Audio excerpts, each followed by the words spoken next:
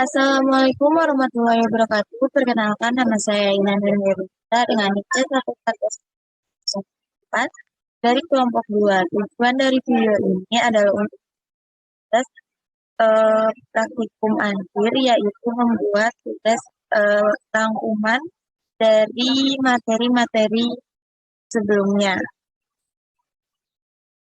Apa itu ciri seksual sekunder? Ciri-ciri seksual sekunder merupakan ciri kelamin yang tidak berhubungan secara langsung dengan proses reproduksi, seperti warna tubuh, morfologi, dan bentuk tubuh ikan, menurut Saranga et al. 2021. Kemudian, apa itu ciri seksual primer?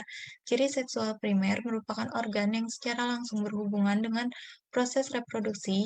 Ciri-ciri seksual primer pada ikan jantan adalah berupa testis beserta salurannya, sedangkan ciri-ciri seksual primer pada ikan betina adalah berupa ovari beserta salurannya, menurut Hadinata et al. 2021. Pada ikan, sistem penentuan jenis kelamin dapat diekspresikan dengan sangat beragam, dapat melalui sistem perkawinan, sistem sensorik, dan taktik reproduksi yang telah berevolusi berkali-kali melalui proses evolusi yang telah dilakukan, menurut Wheeler et al. 2019. Ikan mas jantan, ciri primernya dapat dilihat dari kelaminnya yang memiliki ujung meruncing, dan jika dilakukan stripping, maka akan mengeluarkan sperma.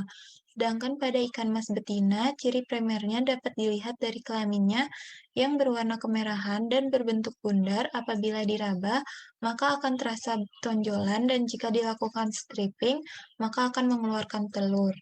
Sedangkan untuk wujud ikan mas berdasarkan ciri seksual sekundernya, dapat dilihat bahwa ikan mas jantan memiliki tubuh yang lebih ramping, sedangkan ikan mas betina memiliki tubuh yang berbentuk seperti bulan, dan apabila ditekan perutnya lembek. Kemudian ada Nah, sebelum memasuki ke pembahasan utama, yaitu mengenai tingkat kematangan gonad, kita harus mengetahui dulu apa itu gonad.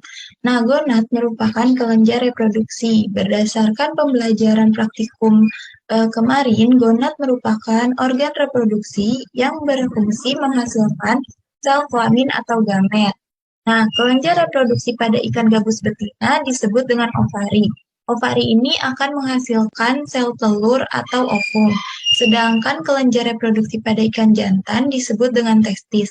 Testis ini akan menghasilkan sperma pada ikan gabus jantan. Nah, masuk ke pembahasan utama, yaitu mengenai tingkat kematangan gonad. Tingkat kematangan gonad merupakan salah satu tingkat fekunditas yang menunjukkan suatu kondisi kematangan seksual ikan. Semakin panjang tubuh ikan, maka akan semakin besar pula nilai gonadosomatic index yang diperoleh, sehingga ovarium yang lebih matang memiliki bobot dan ukuran yang lebih besar, termasuk pada ukuran telur. Nah, perkembangan gonad merupakan bagian dari reproduksi ikan sebelum terjadi pemijahan. Untuk menentukan tingkat kematangan gonad dapat dengan mengamati morfologi gonad, antara lain bentuk gonad, ukuran panjang gonad, berat gonad, dan perkembangan isi gonad. Nah, tingkat kematangan gonad ini berkaitan dengan musim atau periode pemijahan.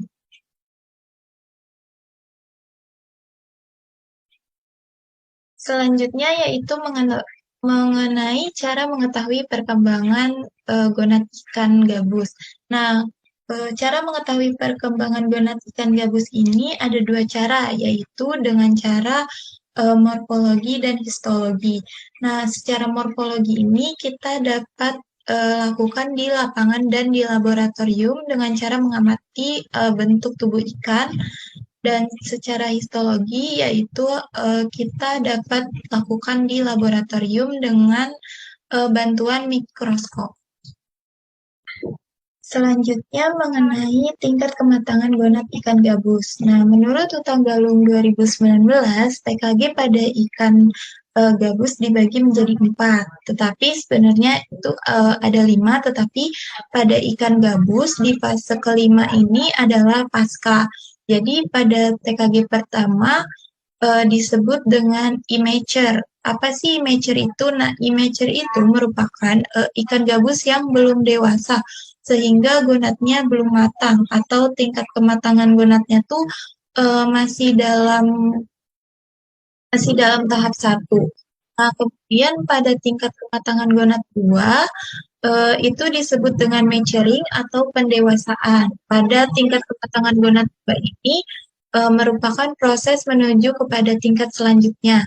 Nah, pada tingkat kematangan gonad 3 atau mature atau dewasa, jika sudah dewasa, ikan gabus ini akan mendekati masa untuk memijah.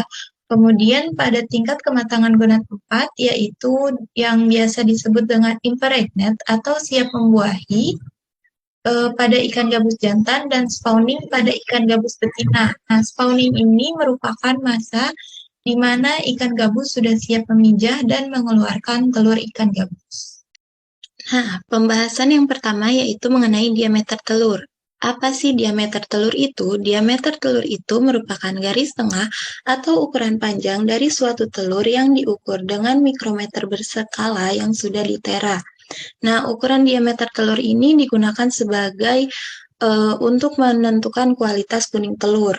Nah, diameter telur ini dapat diketahui ketika ovari telah matang pada tingkat kematangan gonad 4 dan tingkat kematangan gonad 5.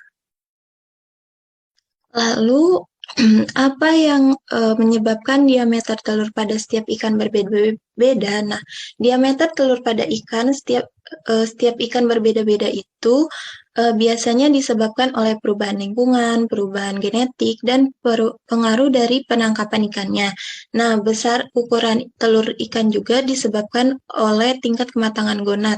Karena semakin berkembang gonad tersebut, maka telur akan semakin membesar garis tengahnya. Nah, selain itu, dapat menjadi strategi reproduksi untuk meningkatkan serta memperbanyak telur dengan mengecilkan diameter telurnya. Nah, selanjutnya perlakuan apa aja sih yang mempengaruhi diameter telur tersebut? Nah, yang pertama ada pengkayaan vitamin E pada pakan. Nah, tujuannya adalah untuk mempercepat fase pembentukan folikel.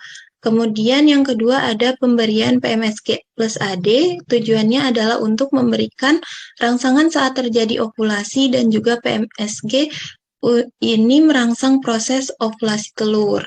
Dan yang ketiga yaitu pemberian tepung kunyit pada pakan.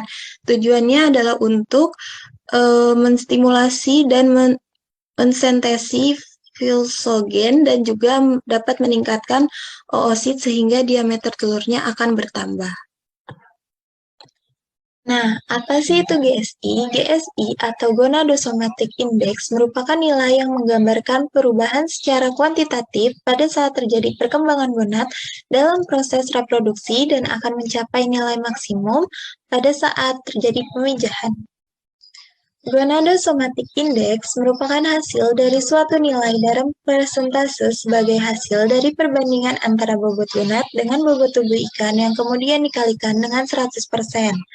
Rumus dari GSI yaitu GSI sama dengan WG per W dikali 100%, yang dimana GSI merupakan Gonadosomatic Index dengan satuan persen, kemudian WG adalah bobot gonad ikan dengan satuan gram, dan W adalah bobot tubuh ikan dengan satuan gram.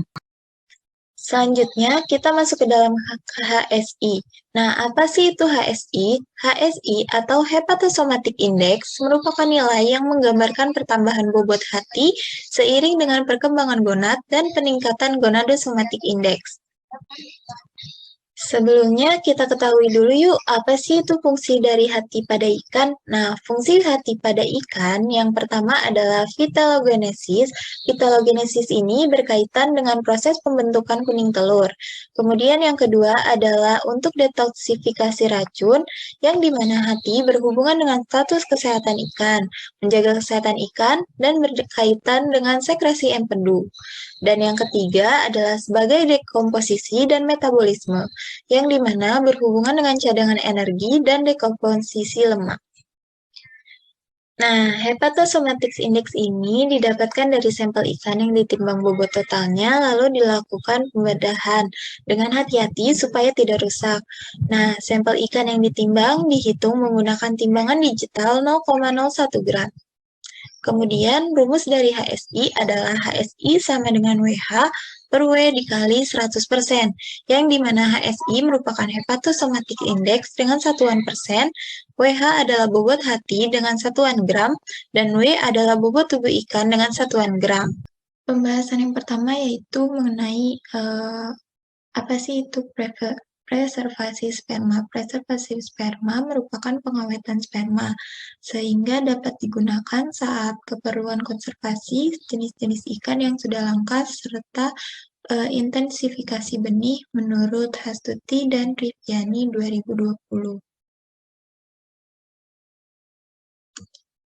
Selanjutnya, fungsi dari preservasi sperma adalah untuk memudahkan pengangkutan dari suatu tempat ke tempat yang lain dan mengurangi jumlah induk yang dipelihara, menghindari gamet mengalami overpanning, dan memproduksi benih sepanjang tahun, menurut Martinez et al. 2017, serta untuk memudahkan melakukan pemijahan dari induk yang diinginkan dengan pematangan gonad induk jantan dan betina pada saat yang berbeda. Menyimpan sperma juga harus dilakukan agar tingkat kelangsungan sperma di luar tubuh dapat bertahan dengan mengatur tekanan osmotiknya, agar meminimalkan perkawinan sedara dan mengurangi seleksi domestik, menurut Di et al. 2019. Selain fungsi, ada pun tujuan dari preservasi sperma ini. Preservasi sperma ini bertujuan untuk intensifikasi produksi benih, menghindari gamet mengalami overpanning atau lewat matang, dapat menggantikan biaya pemeliharaan induk, memudahkan pemindahan sel sperma, dan memungkinkan pemijahan saat pematangan gonad yang berbeda antara jantan dan betina. Berikut adalah daftar pustaka yang dipakai untuk memenuhi tugas video berikut. Sekian penjelasan mengenai perkembangan gonad. Kurang lebihnya mohon maaf. Wassalamualaikum warahmatullahi wabarakatuh.